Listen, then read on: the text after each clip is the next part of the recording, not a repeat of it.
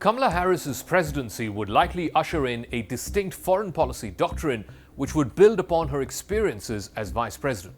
It will also be reflective of her own perspectives and her generational insights as the daughter of immigrants into America.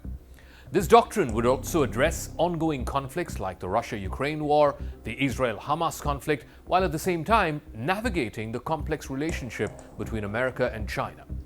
On Crux Decode, what would a Kamala Harris foreign policy doctrine look like? How will it be different from that of her predecessor and her current boss, Joe Biden? And more importantly, how is it going to be different from her main rival and challenger, Republican nominee, former President Donald Trump?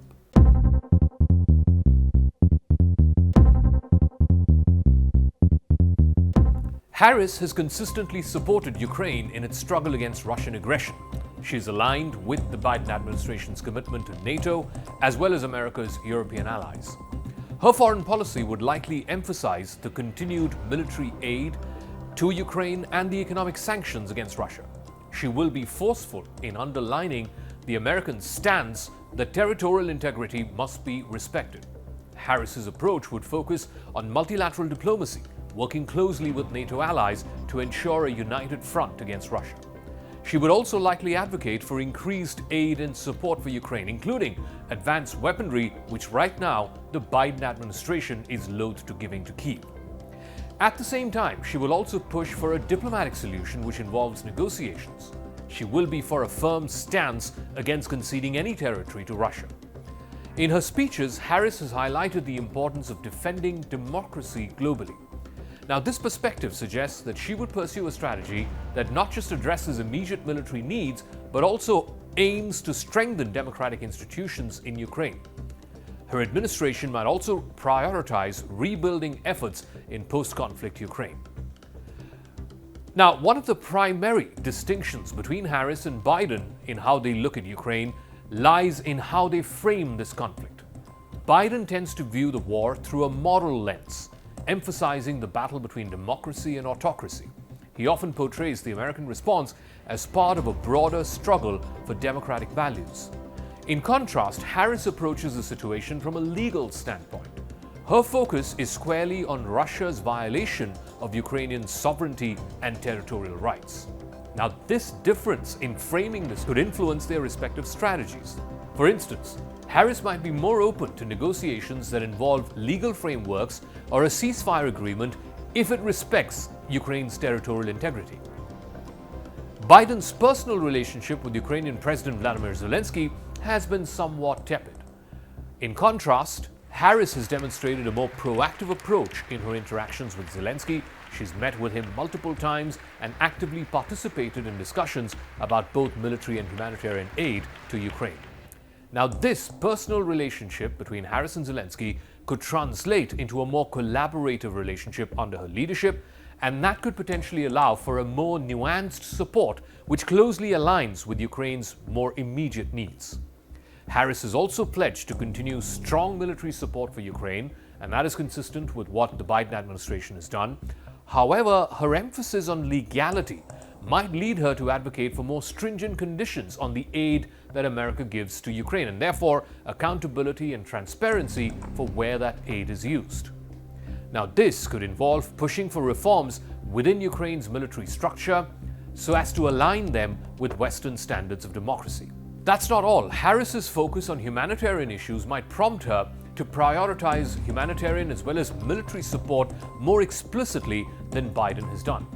Also, when it comes to multilateral diplomacy, Harris is likely to emphasize more multilateralism in her approach.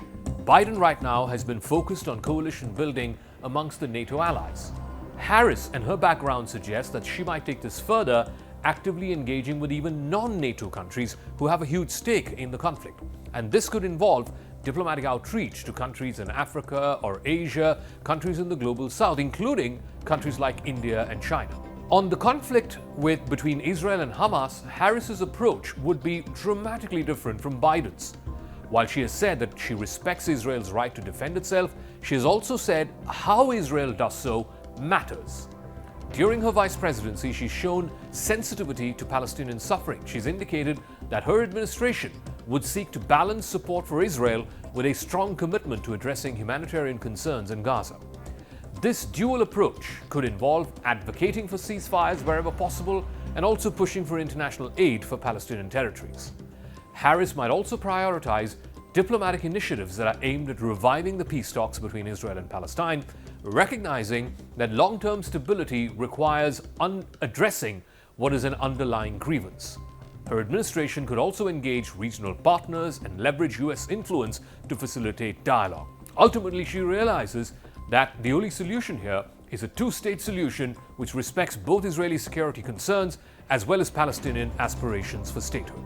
At the same time, she was among the first voices in the administration to emphasize the humanitarian suffering of Palestinians in Gaza. But to date, she has offered very little indication of how this rhetorical empathy could translate into actual policy.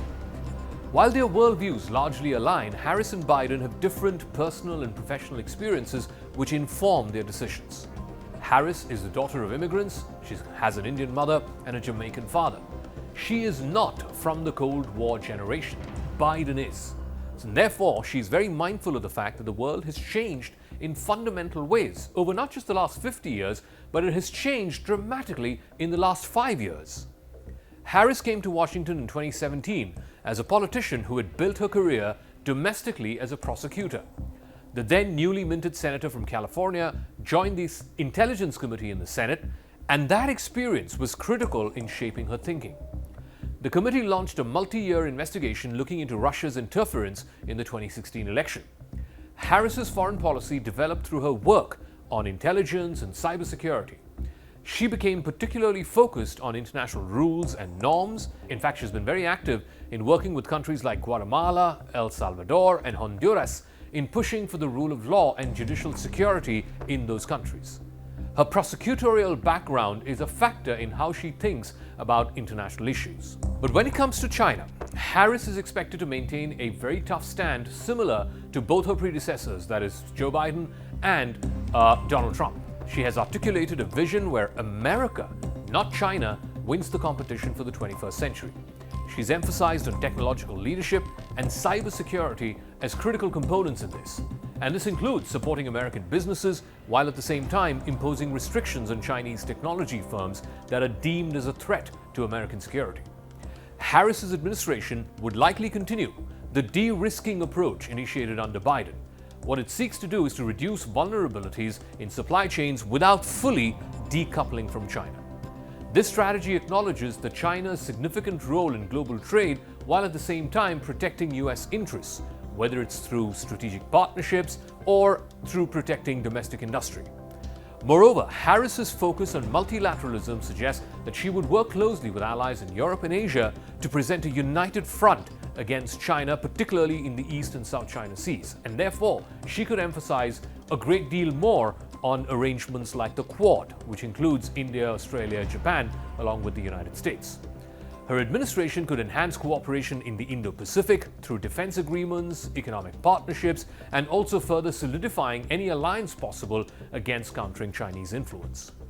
Earlier this year, at the Munich Security Conference, before she was the nominee, Harris told European leaders that isolation is not insulation. That was a reference to Trump's worldview. During his time in office, the former president, Donald Trump, slapped tariffs on allies and he threatened to pull out of NATO.